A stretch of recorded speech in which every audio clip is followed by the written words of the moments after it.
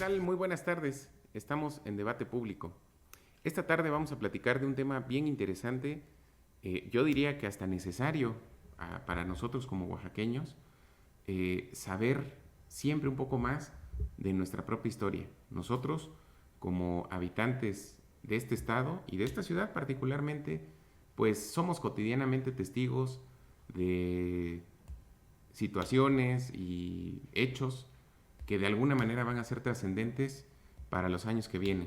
No obstante, siempre vale la pena entender nuestra ciudad, entender nuestro estado y conocer un poco más sobre algunos de estos personajes importantes para la vida nacional y para la historia que ha dado Oaxaca. Para poder platicar sobre algunos datos históricos y particularmente poder hablar en específico, que es lo que esta tarde nos hemos propuesto aquí en debate público, es platicar sobre el porfiriato. Para eso invitamos a un buen amigo, a Miguel Ángel Márquez. Él es, como él mismo lo dice, él es un no se puede decir aficionado porque es más bien un conocedor de la historia de Oaxaca. Un amante, ¿no? Un amante, Un amante exactamente, de la historia. un amante de la historia de Oaxaca.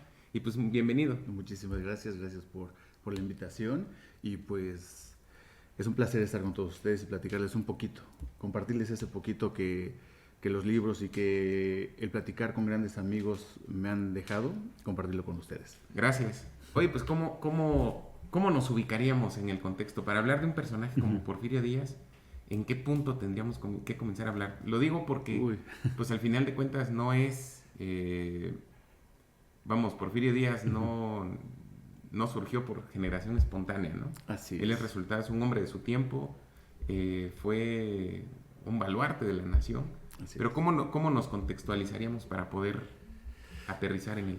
¿Cómo empezaríamos a hablar de Porfirio Díaz, no? Primero entendiendo la época en que nace, entendiendo las carencias que tuvo de niño, y de ahí vamos a entender esa fuerza, ese valor y ese coraje con el que Porfirio Díaz empezó a hacer las cosas, tanto por su casa, por su familia, y después por su patria y sobre todo su nación, ¿no? Es así como tenemos que empezar con Porfirio Díaz, entender bien la parte de su niñez, de su infancia, ¿no? Que pues fue una infancia muy, no eran pobres, sí eran acomodados, al tener un mesón, pues se mantenían muy bien, ¿no?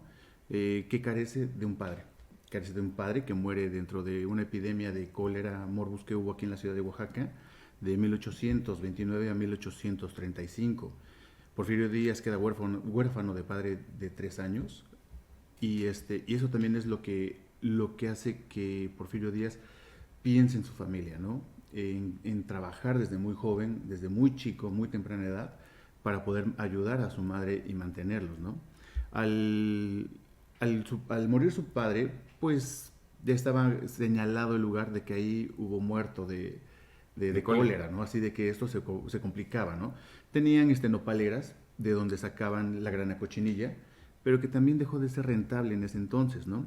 Ellos también tenían otro predio atrás del templo del llano, del patrocinio, ¿no? Así es, el Huerto del Toronjo. Y pues ya a esa edad de Porfirio Díaz pues ya había sido armero, fue carpintero, trabajó para un zapatero, en fin, hizo muchísimas cosas Porfirio Díaz con tal de sacar a su familia adelante, ¿no? Posteriormente, cuando lo contrata Marcos Pérez para maestro de latín de su hijo Guadalupe Pérez, pues recordemos que Marcos Pérez, Benito Juárez y Miguel Méndez fue la tercia de serranos más destacados en ese momento. Lo que le llaman la tríada serrana, ¿no? Así es, la tríada serrana, ¿no? Ellos tres eran los que llevaban esta parte liberal, ¿no? Y pues Marcos Pérez lo contrata para que le diera clases de latín a su hijo, y es así como él también se empieza a conocer otras partes de lo que es el ámbito político de México, ¿no? Cómo eran conservadores, libertadores, y pues Porfirio Díaz se fue por el lado liberal, ¿no? Aprendiendo más y conociendo más de su maestro, y pues en un momento también de la historia, Benito Juárez y Porfirio Díaz se llegan a conocer, ¿no? En el Instituto de Ciencias, que estaba ubicado antes en el exconvento de San Pablo, Y uno como En el- bibliotecario y el otro personaje como director, ¿no? como director. Así es. Y bueno, para que nos ubiquemos, el convento de San Pablo es el recién redescubierto, vamos a decir así, Así es, el ex convento de San Pablo, que pues fue el primer convento dominico aquí en la ciudad de Oaxaca, fue el primero, y pues esta fue la segunda sede del Instituto de Ciencias. La primera sede se encuentra a un costado, hubo un banco, y esta casa perteneció al primer filántropo oaxaqueño Manuel Fernández Fiallo. Ahí fue el primer Instituto de Ciencias y Artes del Estado de Oaxaca. Posteriormente se pasa a San Pablo, y años más adelante se pasa donde lo conocemos actualmente, que es el edificio ahorita el central. edificio central. Así es, ¿no? Y en esa época, ¿no? Es bonito imaginarse esa época de cuando uno era bibliotecario, el otro era el señor director, ya había sido gobernador, y ver ese cruce de esos caminos, ¿no? Que posteriormente, más adelante, se iban a cruzar, ¿no? Uno como presidente y el otro como soldado, Como ¿no? soldado, Como ¿no? general, como el soldado de la patria que fue reconocido posteriormente, ¿no? En ese contexto, Juárez y Díaz fueron los únicos oaxaqueños que en ese momento confluyeron en el Instituto de Ciencias o Artes, o la generación fue más grande. Pues bueno, fueron más personajes, ¿no? En la época cuando estudiaba Porfirio Díaz, pues estaba este, Matías Romero, que Matías Romero también fue un gran personaje y gran apoyo de Benito Juárez años más adelante. Por él también fue uno de los principales personajes que llega el ferrocarril a Oaxaca, ¿no? También fue por esa parte, ¿no? Él tuvo que ver mucho con Juárez, ya que fue eh, embajador en Estados Unidos, pero cuando llega Porfirio Díaz, viene nuevamente este personaje y hacer más enlaces con las vías férreas, ¿no? Eh, hubo varios personajes en esas décadas de mucha importancia, ¿no? Yo creo que fueron generaciones muy parejas para ellos, ¿no? Claro. Así es. Y en ese contexto, Uh-huh. eh, se le conoce siempre a Porfirio Díaz como soldado, como militar, como un gran estratega. Quizá, perdón, Sí, no, sí, sí, sí, sí, es sí, que no, sí, sí. me quedé pensando, Ajá. ¿cómo se vuelve soldado Porfirio Díaz? ¿En qué momento él toma Uh-huh. la decisión o es una circunstancia que igual lo lleva? ¿Cómo da el giro?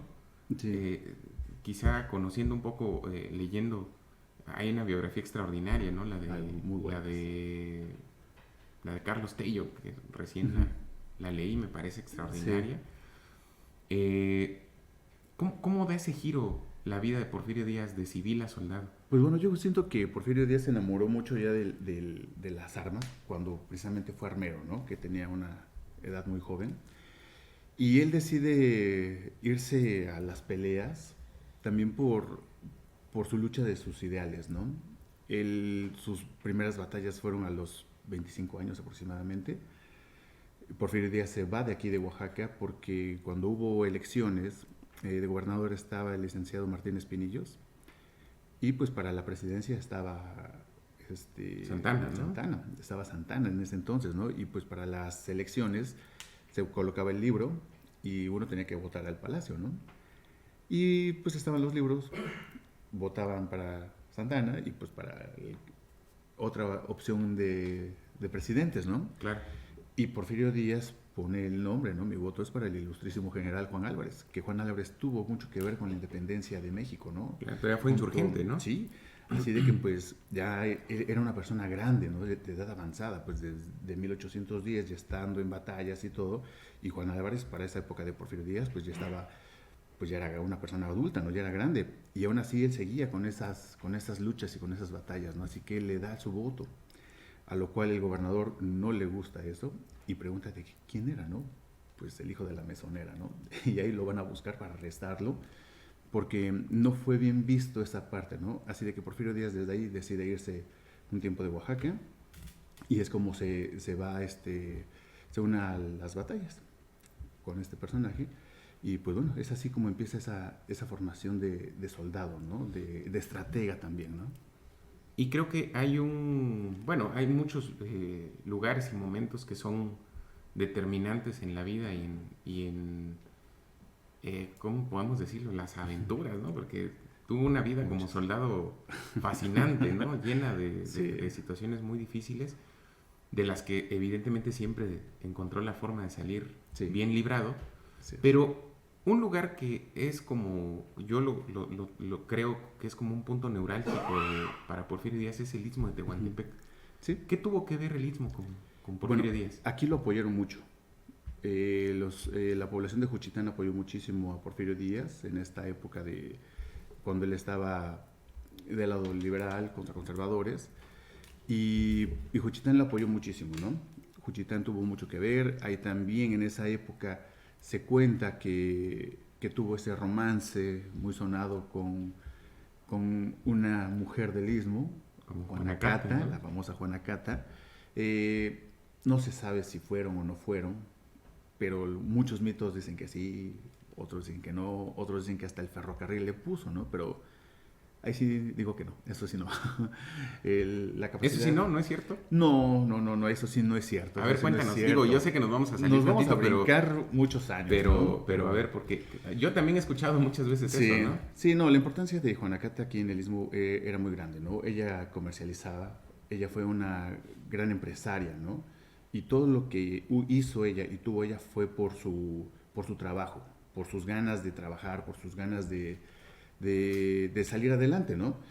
Porfirio Díaz, cuando inaugura la estación ferroviaria del sur, aquí en Oaxaca, estamos hablando de 1892. 5 años más adelante, inaugura la del Istmo. Estamos hablando de 1897. Para esos años, de 1830 al 97, son 67 años. Claro.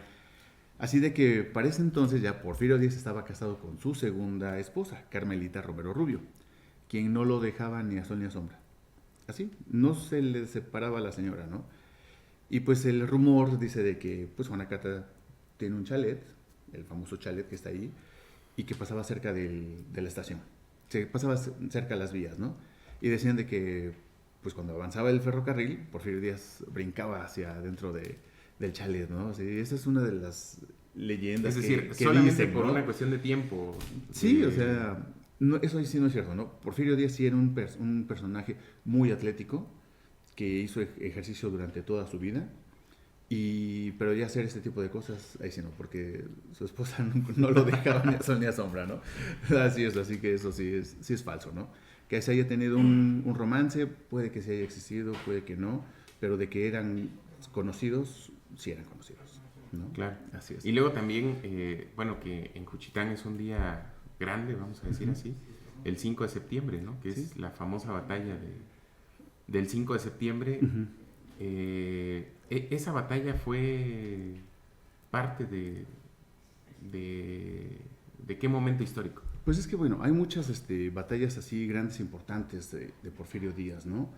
Pero las que más se reconocen y que fueron así punto clave para la derrota contra el ejército francés, pues fueron la de Miahuatlán y la de la Carbonera, ¿no? Esas dos fueron las dos batallas que le abren las puertas a Porfirio Díaz y poder derrocar al ejército francés. Esas sí, sin duda, son las más grandes, las que se recuerdan con gran júbilo. Y después la del 2 de abril, que es la que se vuelve más grande de todas, que es la última. Aquí en Oaxaca tenemos la calle 2 de abril, que muy pocos la conocen. ¿En dónde está? Lo que se conoce como Callejón de Muertos. Ah, claro. Donde está la policía municipal subiendo, esa es la callecita del 2 de abril. La calzada Porfirio Díaz tiene un obelisco que se llama 2 de abril. Y muchos le dicen Monumento a las Águilas. No es el Monumento a las Águilas, no, es la calzada, es el obelisco 2 de abril. El mercado Benito Juárez, su primer nombre fue Porfirio Díaz y se inaugura 2 de abril. O sea, hay muchas fechas que la historia ha quitado. Sí, claro. Hubo una época después en el periodo de la Revolución en que quitan todo lo que sea rastro de Porfirio Díaz y le cambian nombres, ¿no? Y es ahí donde también se rompe la nomenclatura que también Porfirio Díaz hizo aquí en la ciudad de Oaxaca, ¿no? De 1893. Bueno, de 1881 al 84 Porfirio Díaz fue gobernador de aquí de Oaxaca. y en ese periodo también se hace la nomenclatura que tiene la ciudad.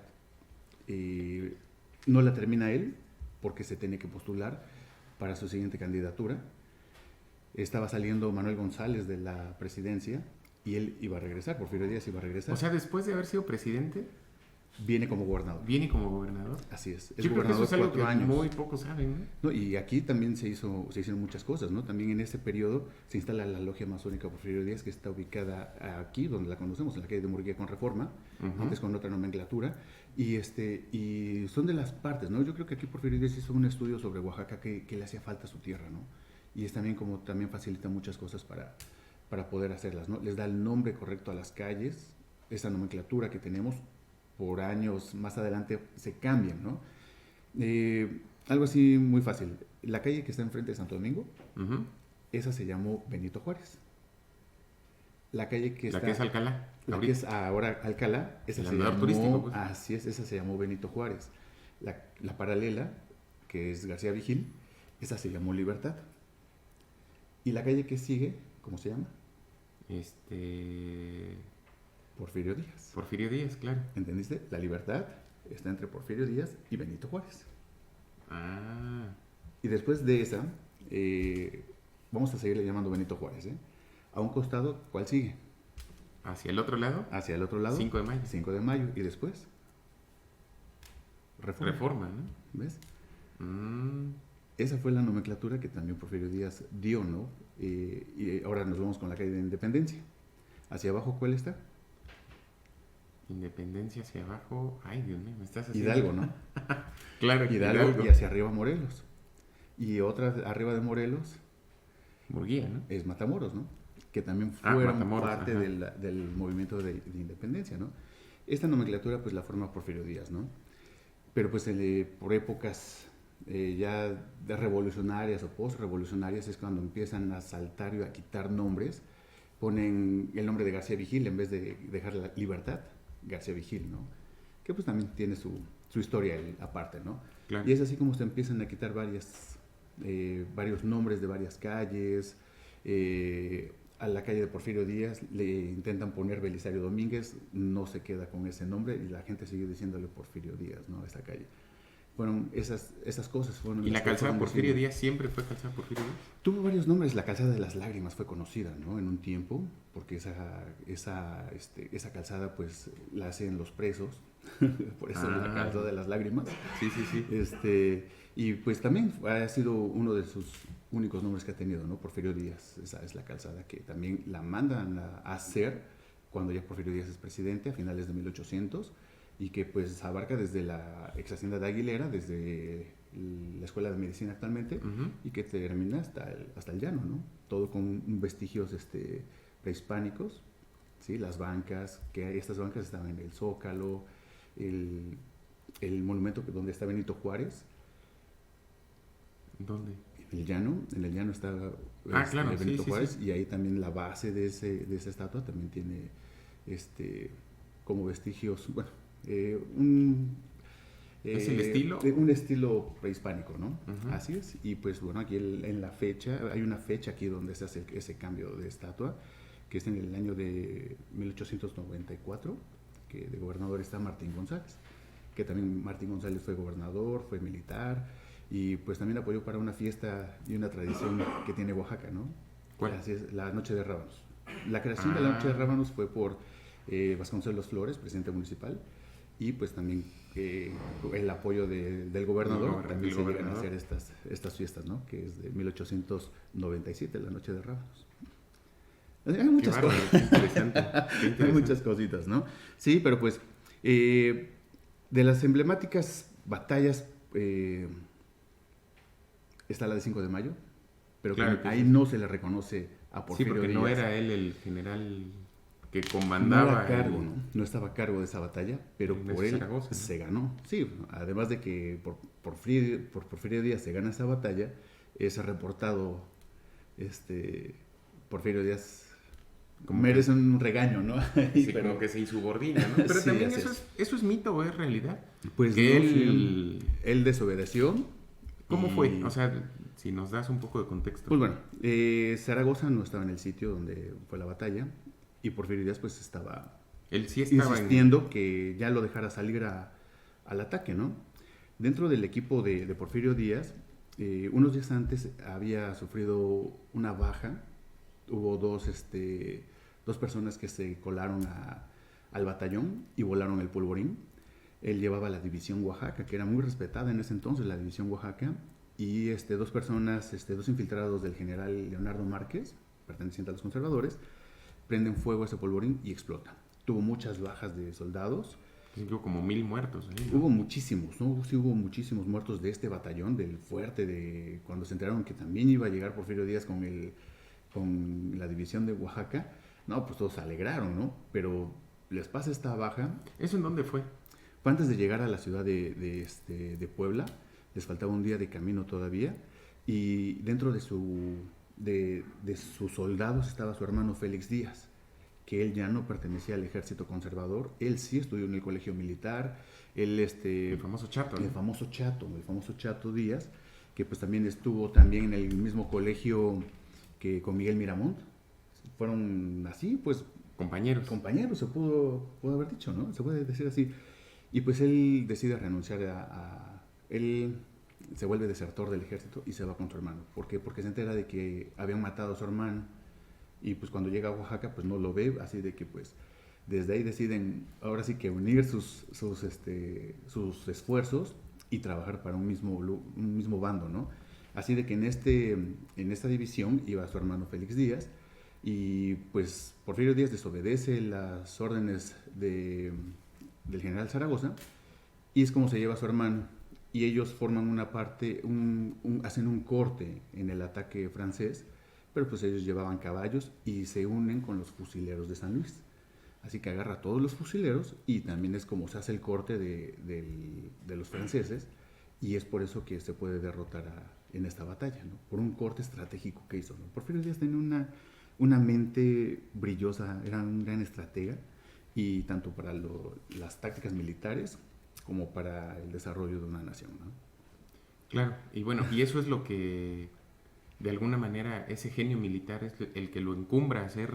Sí. Bueno, hay algunos autores que dicen que cuando ganan la guerra la guerra de intervención, Uh-huh. En el 67. La última, 2 de abril del 67. En Uh-huh. el 67 es cuando Uh-huh. fusilan el 19 de junio del 67, Maximiliano, a Maximiliano, a Tomás Mejía y Miguel Miramón. Y a Miguel Miramón, ¿no? Que para ese momento, dicen, Porfirio Díaz ya era una leyenda, ¿no? En la nación, ¿no? Ya era reconocido como el soldado de la patria, ¿no? Por esas batallas, como premio, Benito Juárez le da lo que es la Hacienda La Noria, aquí al sur de la ciudad de Oaxaca. Ahí es donde le da como premio, ¿no? Para que él viviera con su familia. La batalla se gana el 2, a los 12 días más o menos se casa con su sobrina, con Delfina Ortega. Con Delfina, así es, con Delfina Ortega Díaz. Y pues se van a vivir allá, ¿no? Su boda se realiza enfrente, la boda fue por lo civil, él seguía en Puebla, pero alguien del Congreso firma en ausencia de él. Ese tipo de bodas por poderes que se llamaban, ¿no? Así es, una boda por poder. Y la boda se realiza enfrente del hotel, ¿se pueden decir marcas? Sí. Sí, bueno, el Hotel Quinta Real. Ahí era la casa del doctor Manuel Ortega, el papá de su esposa, de Porfirio Díaz. Así, de su sobrina esposa. De su sobrina esposa, ¿no? Sabiendo que el doctor ya tenía una familia aparte, pues se hace en esta casa, ¿no? Y si nosotros vemos, ahorita es una casa con láminas, pero en la parte de arriba, en el barandal, ahí viene la M y la O de Manuel Ortega. Sí, son datitos así muy, muy curiositos, ¿no? Que si volteamos a ver así en la ciudad vamos a encontrar muchísimos rastros muy padres, ¿no? Y pues es aquí donde se van a vivir, ¿no? A la Hacienda La Noria. Pierde varios hijos. Muchos decían que era castigo por haberse casado con la sobrina, otros decían que era castigo por ser masón, en fin, muchísimas cosas, ¿no? Pero pues de este matrimonio solamente surgen 2 hijos. Así es, Porfirio y Luz. Así es. Luz. Así es. Y Porfirio Díaz tuvo otra hija, ¿no? Amada, me parece. Amada Díaz Quiñones. Pero ella no era hija de Delfina. No era hija de Delfina, era hija de Rafaela Quiñones, que ella era una soldadera. Y pues en ese entonces Porfirio Díaz andaba en batallas, todos se conocen, tuvo una hija, Y cuando está terminando su primer periodo presidencial, antes de 1880, Rafaela Quiñones le deja a Amadita, ¿no? Porque pues ella estaba enferma, estaba muy enferma, y pues no tenía para cuidarla, ¿no? Y que posiblemente moriría. Así de que desde ahí la adopta Porfirio Díaz, la recibe también su esposa, Delfina, y la crece como hija también, ¿no? Así de que pues es ahí desde de 1880 aproximadamente hasta 1915 que vive Porfirio Díaz, ¿no? Que es donde la cuida a él. Y sí fue la más amada de sus hijos, ¿no? La amadita fue la más querida, la más deseada, querida, ¿no? Sí, así es. Sí, tuvo esta parte de su vida. Y pues también aquí en la Hacienda La Noria, pues es también donde surge el plan de La Noria. Que es el plan que fracasa, ¿no? Sí, fracasa. Es para derrocar a Benito Juárez. Y también es donde su hermano Félix Díaz, pues también es parte de ese plan. Nuevamente eran aliados. Para ese entonces, de 1876 a 1881 aproximadamente, el Chato, Félix Díaz, fue gobernador de Oaxaca. A él se le debe el Monte de Piedad, los árboles que están plantados en el Zócalo, también fue una instrucción de él. Cooperó para la construcción del Panteón de San Miguel, la capilla. Y pues la capilla que nunca se terminó, ¿no? La capilla inconclusa, así es, se perdieron los planos y ya no se pudo continuar con esta capilla, ¿no? Así de que pues cuando se enteran pues, de que el plan no funciona, pues se tienen que desaparecer, ¿no? Y es por eso que Félix Díaz va hacia la costa, ya había contratado un barco, el capitán se entera que ya los juchitecos habían estado tras de él por una pelea que tuvo ahí con la población de Juchitán. Y pues los juchitecos pues querían venganza, ¿no? Por lo que hizo a su santo unos años antes. Y pues es por eso de que ahí lo agarran, lo hacen preso, y en Chacalapa de Díaz es donde lo bajan, lo torturan y le dan muerte, ¿no? Muere ahí en Chacalapa, y años más adelante su esposa lo trae aquí al Panteón San Miguel, que ahorita podemos ver su estatua ahí en esta... ¿Ahí está enterrado? Ahí está enterrado el Chato, ahí está enterrado Félix Díaz, que su nombre era Felipe Santiago. Pero no le gustó Felipe Santiago y se deja Félix Díaz, ¿no? Así es. Qué interesante. Sí, Oaxaca, te digo que tiene muchas cosas. Y luego sobre la historia de estos personajes, que es maravillosa, ¿no? Maravillosa. Taibo dice una cosa en la Ciudad de México, que a mí me parece que Taibo como historiador y como... No nada más como historiador, como divulgador, me parece que es extraordinario. Bueno, podemos tener muchos cuestionamientos por otras cosas con él, pero a mí me parece que en eso él por mucho es el que lleva la delantera, ¿no? Y él dice algo bien, que yo siempre lo pienso de Oaxaca, él lo dice de la Ciudad de México, dice, aquí dice la historia la puedes tocar, dice, la historia aquí está, ¿sí? En la Ciudad de México, ¿no? Por lugares, que saca la foto, ¿no? Y aquí estaba, mira, y aquí está el lugar, ¿no? Y y yo pienso mucho eso de Oaxaca, ¿no? Oaxaca tiene también mucho eso, la historia nomás hay que saberla, pero la puedes ir a tocar, la puedes ir a palpar porque ahí está, ¿no? Tenemos esa oportunidad, ¿no? Hay muchas cosas que se han quitado. Hay monumentos, hay placas, muchas cosas que se han quitado de Oaxaca. Y sí, aquí en Oaxaca se puede tocar, pero a veces por ignorancia, por... Yo diría esa apatía, la ignorancia, ¿no? La ignorancia más que nada es la que te hace que quiten una placa. Sí, las placas de bronce se las roban, las quitan, y entonces, ¡ay, qué coraje!, ¿no? Sí. La Calzada de la República tiene muchos lugares donde... Te pido que sigamos platicando. Sí, claro.